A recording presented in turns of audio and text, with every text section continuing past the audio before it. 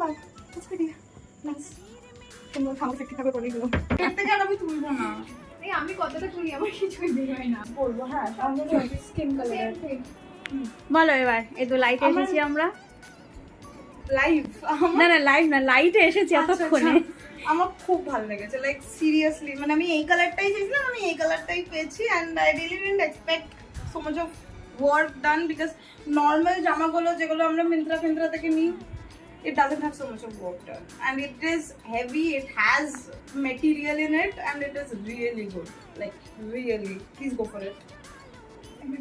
এটা ডামিতে লাগানো ছিল আমার। হ্যাঁ